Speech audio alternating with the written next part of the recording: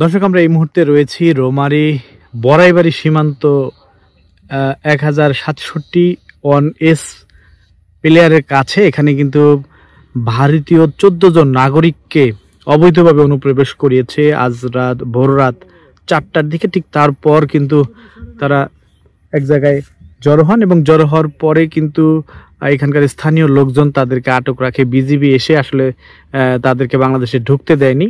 তারা কিন্তু অবৈধভাবে চলে এসেছে। অবৈধভাবে চলে আসার পর কিন্তু আসলে এই বিজিবি সদস্যদের শূন্য রেখায় যেখানে আছে সেখানে কিন্তু তারা রয়েছে। আপনাদেরকে আমি যদি একটু দেখাই, এই যে শূন্য রেখা, এই শূন্য রেখায় কিন্তু 14 জন ভারতীয় নাগরিক, আমরা তাদের সাথে কথা বলেছি ইতিমধ্যে। কালের কণ্ঠে আমরা সেসব ভিডিও প্রকাশ করেছি যে এই ভারতীয় নাগরিকরা কিন্তু এর মধ্যে 9 জন পুরুষ, 7 জন মহিলা, তারা কিন্তু এখনো শূন্য রেখায় অবস্থান করছে। তারা বান্দরবন, আসাম সহ বিভিন্ন জেলায় থেকে তারা এখানে তাদেরকে ধরে নিয়ে বিজিবি, এখানে বিএসএফ তাদেরকে এখানে পুশিং করেছে। তারপর কিন্তু ভারতীয় সীমান্ত রক্ষী বাহিনীর এই অবৈধ পুশিংকে রোধ করতে বাংলাদেশ বর্ডার গার্ড তারা কিন্তু ইতিমধ্যেই দেখেন এখানে প্রস্তুতি নিয়েছে। তাদের কোনো ক্রমেই কিন্তু বাংলাদেশে ঢুকতে দেবে না, সেই জন্য কিন্তু তারা এখানে প্রস্তুত রয়েছেন।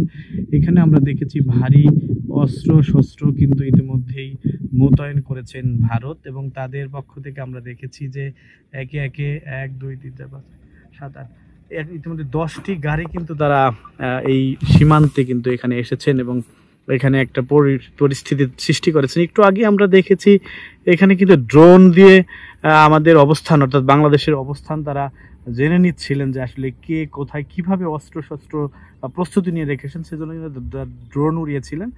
এখন অবশ্য তাদের একে একে গাড়ি যুক্ত হচ্ছে এবং একটি একটি করে গাড়ি চলেও যাচ্ছে। আপনাদেরকে দেখানোর চেষ্টা করছি। ওয়ালটন মাইক্রোওয়েভ ওভেনের খাবার গরম রাখে দীর্ঘ সময় ধরে। Walton microwave oven.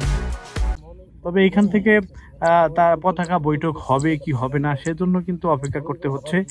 এই তপ্ত রোদের মধ্যে কিন্তু আমরা দেখেছি যে বিজিবির সদস্যরা তারা রয়েছে, বিজিবির যে সদস্য তারা কিন্তু প্রত্যেকেই যার যার মতো অবস্থান নিয়ে রেখেছে। আমরা সতর্ক অবস্থানে রেখেছি দুই দেশের। এদিকে একের পর এক গাড়ি কিন্তু আপনাদেরকে যেটি বলছিলাম যে একের পর এক গাড়ি কিন্তু আসছে, এসে বিভিন্ন পর্যায়ে তারা তাদের যে প্রস্তুতি সেটি কিন্তু সেরে নিচ্ছে। এখন পর্যন্ত পতাকা বৈঠক হবে কি হবে না, কোন পর্যায়ে পতাকা বৈঠক হবে, কমান্ডিং পর্যায়ে নাকি বিজিবি কোম্পানি কমান্ডার, কোন পর্যায়ে পতাকা বৈঠক হবে এখন পর্যন্ত নিশ্চিত করে কোনো কিছু, কোন পর্যায়ে পতাকা বৈঠক হবে তা কিন্তু এখন পর্যন্ত নিশ্চিত হয়নি। দুই দেশেই কিন্তু তাদের প্রস্তুতি নিয়ে রেখেছিল। তো এই ছিল এখনকার সর্বশেষ পরিস্থিতি। এতক্ষণ আমি আপনাদের সঙ্গে জানাচ্ছিলাম শৈলানের স্বপ্ন।